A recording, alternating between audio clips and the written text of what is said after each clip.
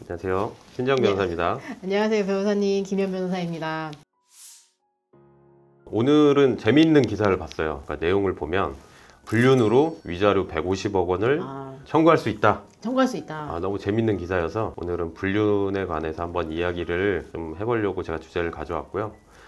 불륜, 그리고 우리가 부정행위라고 하죠. 부정행위에 대해서 변호사님이 한번 설명을 해주실 수 있으신가요? 부정행위는 대법원이 이제 혼인의 유지와 부부 공동생활을 침해하는 행위라고 약간 포괄적으로 일컬어지고 있고, 정식으로 얘기하면 정조 의무, 성적 성실 의무를 침해하는 모든 행위라고 얘기할 수 있을 것 같습니다. 그러니까 사실 판례에 있는 얘기가 어렵잖아요. 그쵸, 어렵죠. 네, 그래서 저는 이제 간단하게 이제 의뢰인분들께 설명드릴 때는 배우자분이 기분 나쁘면 부정행위다. 네.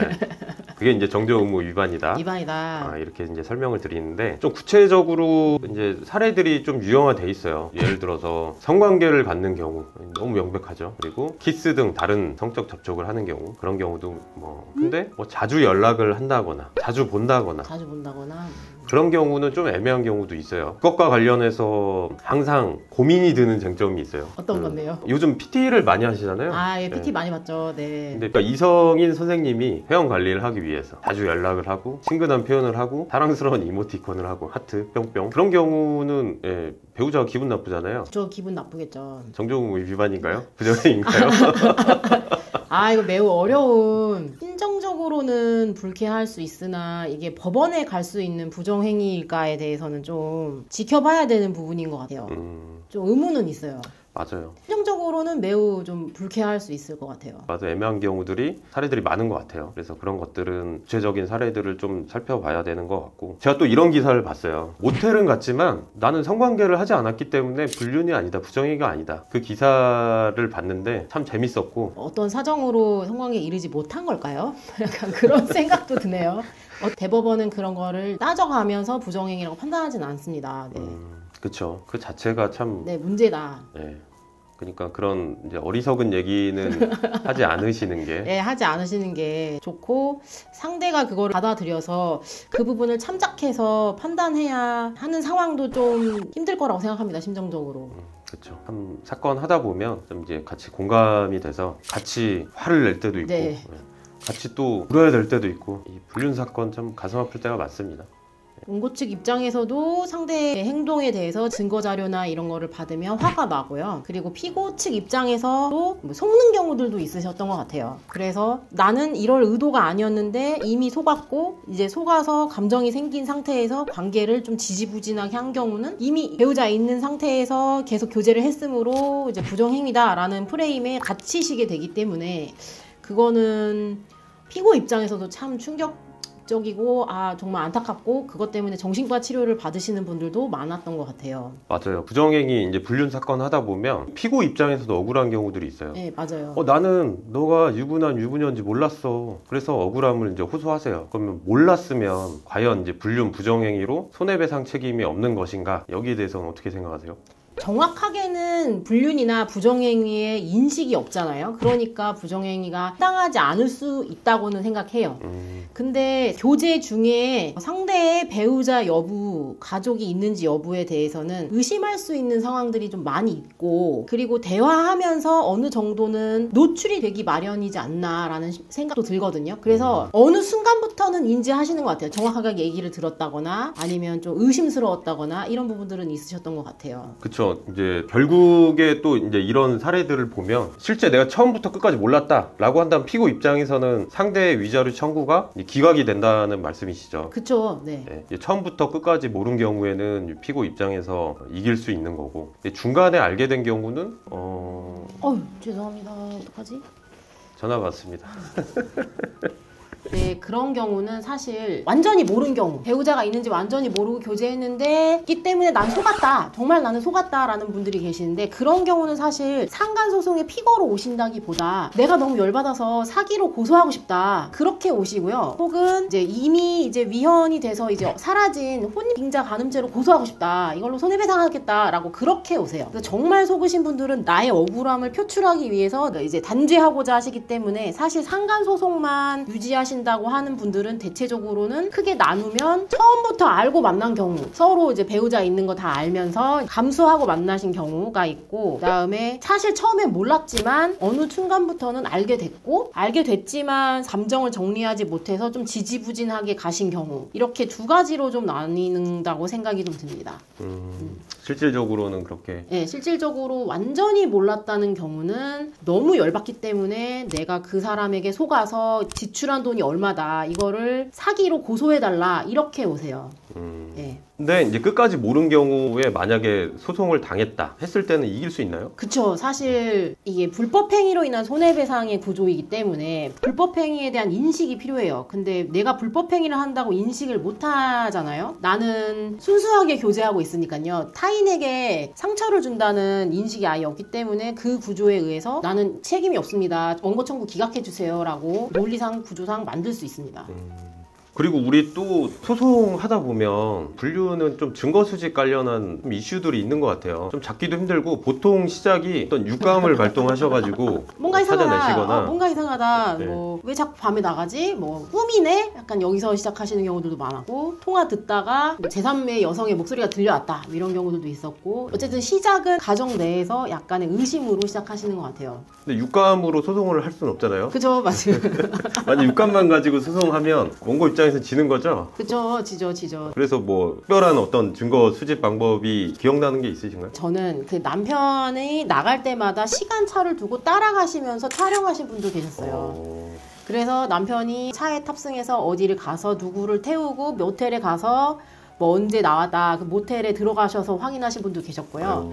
그렇게 하신 경우는 사실 완벽하죠. 그렇게 하신 경우는 나중에 내 배우자든 아니면 상간한 사람한테든 각서까지 받아오세요. 너 잘못했어 안 했어? 그럼 거기 각서에 적혀 있어요. 언제 만났고, 잘못했고, 다시는 안 하겠고, 또 하면 얼마 지불하겠다, 이렇게까지 딱 받아오세요. 그러신 경우는 사실 배우자로서 할 수 있는 모든 걸 다 하셨다고 생각이 들어요. 그래서 의심스러우면 뒤쫓아 가서 보시는 것도 방법이 되실 수 있어요. 촬영도 하시고. 그러니까 요즘은 맞아요. 그러니까 실제 그렇게 따라다닌 경우들도 많고, 네. 핸드폰이 본인과 함께 다니니까, 네.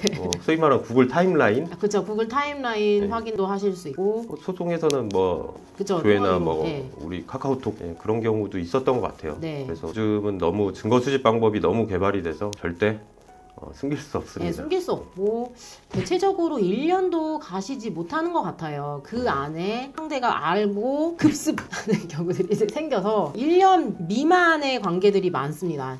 대체적으로는 그렇고, 물론 이제 장기적으로 오랫동안 속인 경우들도 있긴 하지만 그런 경우는 좀 드문 것 같아요. 방금 이제 변호사님이 또 이제 각서 말씀하셨잖아요. 네. 각서 하니까 제가 생각이 났는데, 네. 어느 기사였어요. 네. 이제 불륜 위자료로 150억을 청구한다, 이런 기사를 봐서 이게 이론상 가능하잖아요. 예, 그 150억, 예, 청구할 수 있겠죠. 네.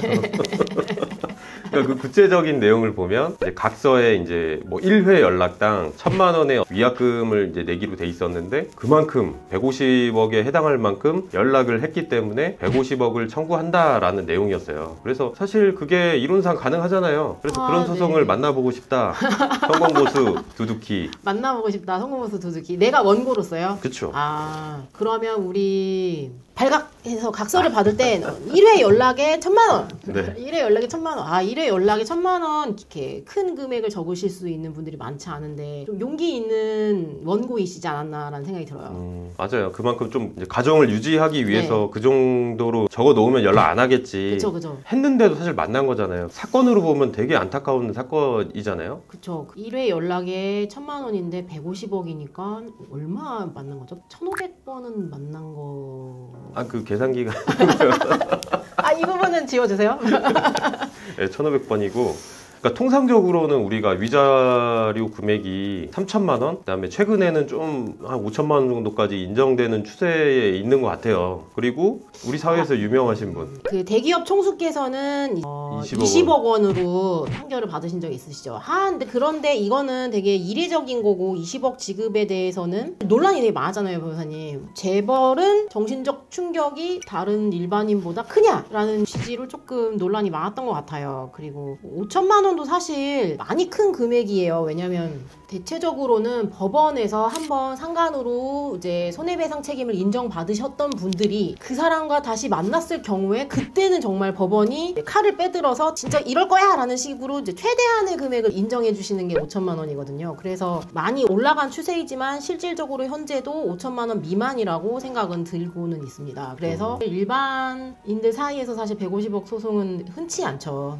네. 근데 저는 부정행위가 일어났을 때 그런 어떤 정신적인 고통 또 이제 가정의 파탄 그쵸. 이런 것들을 이제 생각을 해봤을 때 150억 원의 어떤 기사 그다음에 20억 원이 인정됐던 총수의 어떤 사례 그쵸. 이런 사례들을 연구해서 추진을 해보고자 합니다.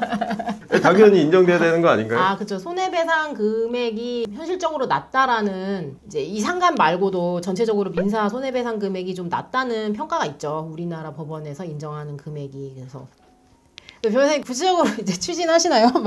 아, 이제부터 제가 맡는 의뢰인분들은 다 20억 원씩 청구하는 겁니다. 컨설팅해서 이제 각서 1회당 이제 1,000만 원씩 받으시라고. 그렇죠. 그래서 각서도 또 잘 쓰면은 왜냐면 그건 약속이잖아요. 그쵸, 한 번 위반하면 1,000만 원 주기로 했으니까 손해배상 위반하면 150억 원 줘야죠. 이론상 불가능한 건 아니잖아요, 변호사님. 가능하죠. 네. 근데 그것이 또 가능하려면 각서를 잘 써야 되잖아요. 우리가 흔히 아는 어려운 얘기이긴 하지만 뭐 위약벌, 뭐 손해배상액의 예정 이런 이슈들이 있기 때문에 그런 것들 잘 나눠서 쓰면은 가능은 하잖아요.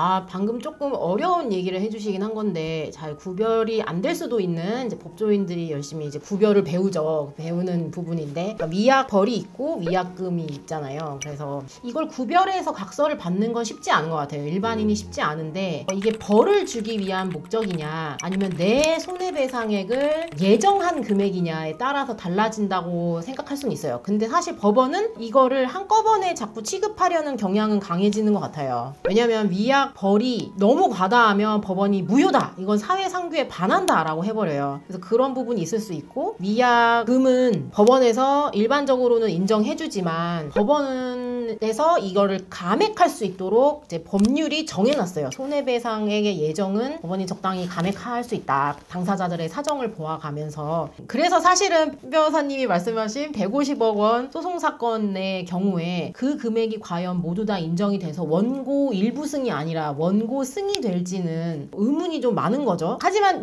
변호사님 생각에 그 사건 담당하시는 변호사님이 생각이 있으시니까 그렇게 제기했을 거라고 생각하시죠? 아, 그쵸. 충분히 가능한 거고 한번 용서를 한 거잖아요. 그쵸, 한번 용서해줬죠. 각서를 주고 그다음 연락하지 마. 용서해 줄 테니까. 근데 연락하면 1,000만 원씩. 근데 연락을 1,500번 해서. 그러면은 당연히 사회상규에 반하지도 않고 이걸 왜 감액해. 아무튼 저는 이제 이런 방향으로 추진을 해보겠다. 네, 이런 얘기를 말씀드린 거고요. 네. 예. 잘 되시길 바라겠습니다. 아무튼 정리를 해드리면 이제 배우자 있는 분께서 부정행위를 저지르고 있는데 그 부정행위 이제 상대방이죠. 그러니까 피고이신 분.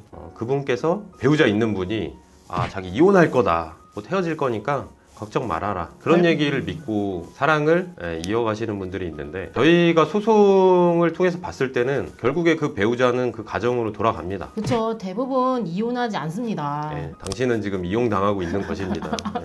그 얘기를 사실 그 시점에 가서 제가 그분을 안다면 말씀해드리고 싶은데 그런 상황이 지속되다가 마음의 상처는 상처대로 없고 그렇죠. 네, 그러니까 결국에 이분은 유부남 유부녀인지 몰랐다가 중간에 알게 되신 분이죠. 근데도 이제 사랑으로 믿고 계속 그 관계를 끊지 못하다가 손해배상 소송을 당하고 마음적으로나 어떤 돈적으로나 큰 손해를 상처를 입으신 경우들을 봤는데 만약에 교제하는 분이 배우자가 있다라고 한다면 알게 됐다. 내가 알게 됐다. 네. 알게 됐다라고 한다면 칼로 그 관계를 단번에 자르셔야 합니다. 그렇죠. 그 관계가 지속이 되면 정신적으로 타격을 받는 사람은 이제 속은 사람 그리고 기대한 사람만 타격을 받게 돼서 희망이라고 생각하실 수도 있는데 희망이 아니라 내가 나를 이제 속이는 거일 수 있어요. 맞아요. 불륜 시작하지도 말고 알게 되면 그 순간에 멈춰라. 네, 그 순간에 이 얘기를 꼭 해드리고 싶네요. 네.